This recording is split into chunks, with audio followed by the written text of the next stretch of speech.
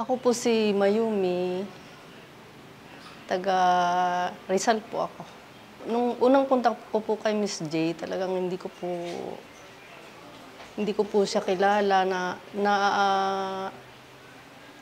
na pumunta ko dito kasi palagi kong pinapanood yung videos niya sa YouTube. Tapos yun, nagkaproblema nga ako tungkol sa kinakasama ko. Tapos ayun, nung pumunta na ako dito, nagtaka lang talaga ako kay Miss J na sinabi niya na maraming flight. May mga flight akong nakahanda.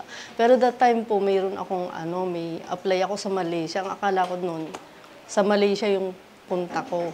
Pero hindi po siya natuloy. Inisip ko, saan ka yung sinasabi ni Miss J na may mga flight akong parating? Ayun na pala yun biglang, ayun nga, naghiwalay kami nung kinakasama ko, biglang siguro, kakasimba ko rin, kakahingi ko kay God ng kasagutan na mapawi yung sakit ko na nararamdaman. Naiiyak ako. Bigla niyang pinadala yung isang tao sa akin na, kumbaga, kasi hiningi ko, iahon niya ako sa kahihiyan.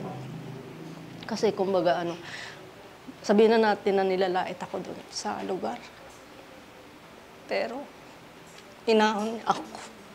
Tapos nung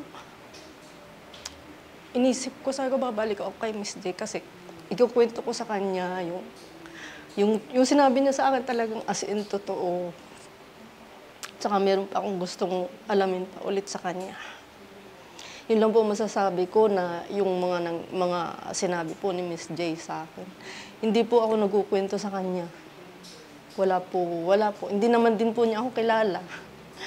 Kaya tuwa po ako sa result nung sinabi niya sa akin na at saka yung negosyo ko, sinabi niya marami pa parating sa aking pera. Kasi tinanong niya pa ako anong negosyo ko, sinabi ko sa kanya yun. Doon kasing time na yun talagang parang wala. Yung pag-ninegosyo ko. Pero simula nung nanggaling ako dito, parang nag-boom yung order sa akin. Sabi niya sa akin, ay ma'am, sabi niya, may mga paparating kayong pera. Ayun, nangyari talaga yun. Kaya tuntua ako kay Miss J. Yung result ng mga sinabi niya sa akin, 100% na nangyari sa akin. At saka ito, I hope, yung sasabihin ko, yung hingin ko sa kanya ngayon, mangyari. Alam ko, ibibigay ni God. Kasi si Miss J, yung parang nagbigay sa akin ng gabay para idiretso ko yung buhay ko. Dati pa sinabi ko, Miss J, gawan mo ng paraan. Gusto kong bumalik siya sa akin kasi ang sakit-sakit. Pero nung hindi na. Okay na ako kung meron ako ngayon. Kaya nagpasalamat ako kay Miss J na parang yung pagkakasabi niya sa akin na meron kang paparating. Parang isa yun sa mga dahilan para magpatuloy ako. Kaya na rin ako bumalik dito para magpasalamat kay Miss J na yung mga sinabi niya sa akin ang naging, parang, kumbaga, parang nabuhay yung pag-asa ko. At salamat kay God. Thank you, Miss J. Hello sa mga Nostronatics worldwide. Ayan, today, I'm surprised kasi may bumalik sa akin dito si ate. Actually, hindi ko siya masyadong maalala pero siya ang nag-remind sa akin na, hey Miss J, pangalawa mo na ito, no? Mayumi. Okay, Ate Mayumi. So, pangalawa mo na ito, no? Yan. So, pang twice na to. Actually, siya nagpaalala sa akin, Miss J, talagang ang galing mo. And then, na-surprise ako sa sinabi niya. And I'm very happy to see a positive outcome sa kanya. So, sa mga interested dyan and mag-guide, you are free to comment below in this video and you can contact my admin, si Taurus Irene and si Avi Salvador. Ayan, sa mga taga-subaybay ko po, sa mga bago kong subscriber, 2 lang po ang active admin ko and they are very trusted. So, ready ka na tayo? Ready na po. Kailan yung birthday mo? January 6, 1970. Okay.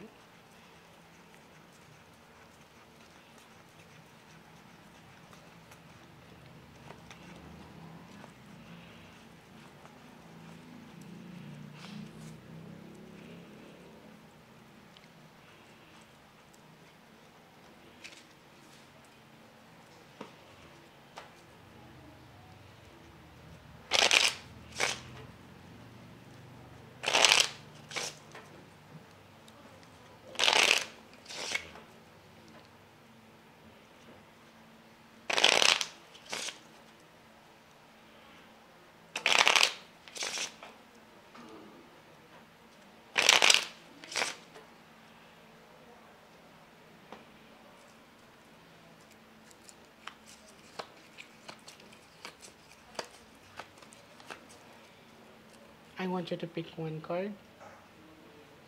Thank you. So this is you, ate. I'm hoping that this is a red card.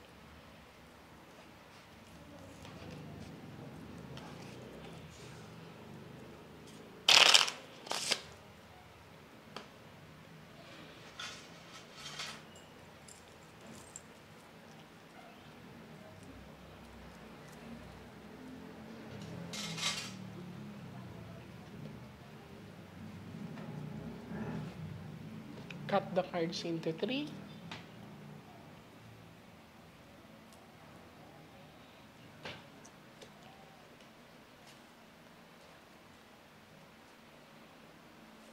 Now, kumuha ka ngayon ng 7 cards of total, lagay mo dito.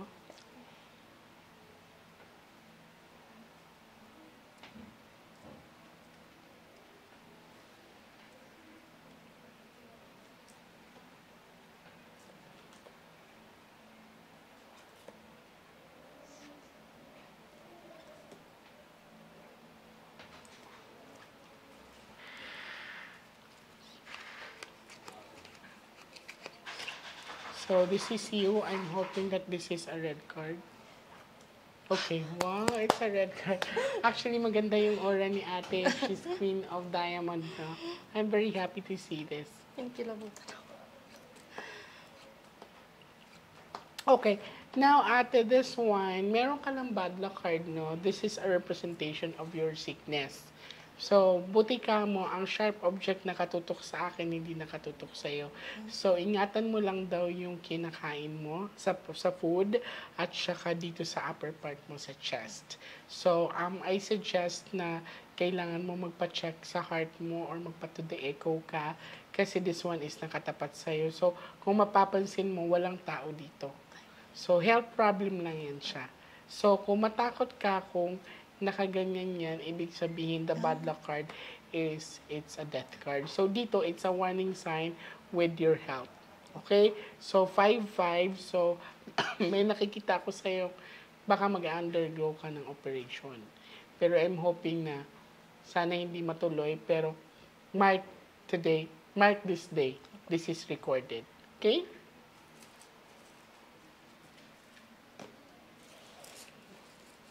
Pero maganda ang aura mo sa financial, you're Queen of Diamond.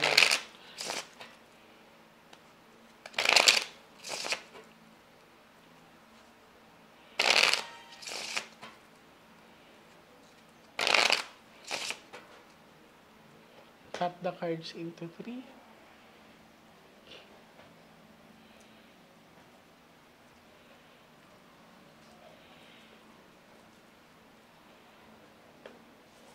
Kuha ka ng 9 cards of total, lagay mo dito.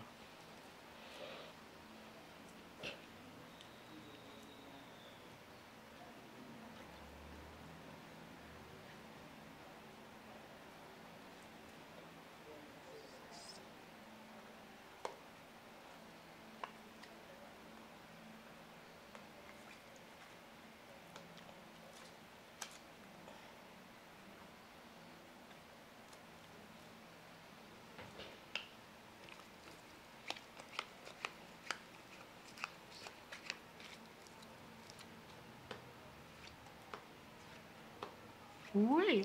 So, may relationship ako nakita dito kay ate. Wow, this is very exciting, no? Ang daming palaki. Okay. Now, this is the second time na lumabas ang bad luck card, no? This one naman ay hindi tumutok sa'yo. Tumutok siya sa isa sa family member. So, kanina may nakita kong hospitalization, 2 lang yan. It's either tatama sa'yo or tatama sa isa sa family member mo. Maaring kapatid, kamag-anak, basta ito ay lalaki. So this is a representation na good relationship ang pinakita sa akin dito. And then 7 of Hooks, sharp object, this is a travel line na nag-o-open sa'yo and mas mag-work out ang relationship mo sa ibang lahi, not with the Filipino.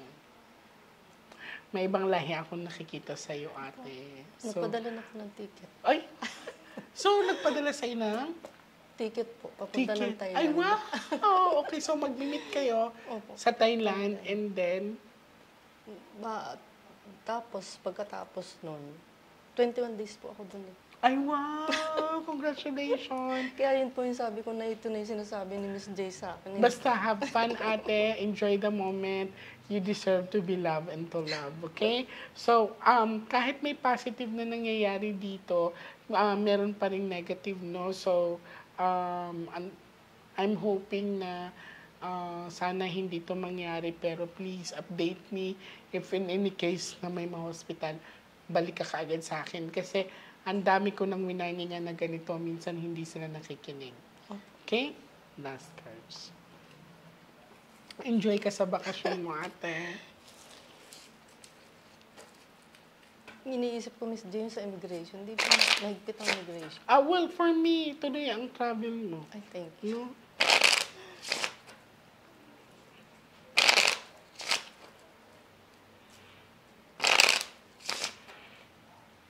Cut the cards into 3.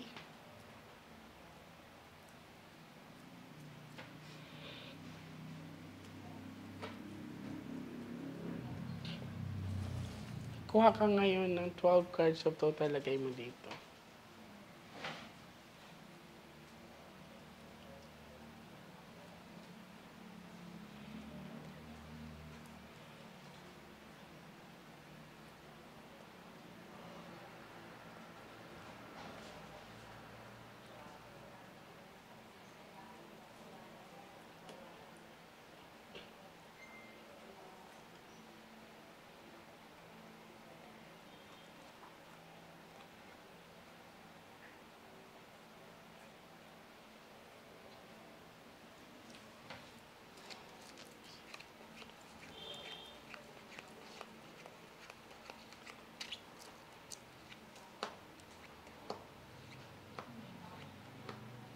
May mga hospitalized talaga. Ate, again, good relationship ang nakikita ko sa'yo dito. And a warning sign lang talaga na family member will go to the hospital or ma-hospitalize.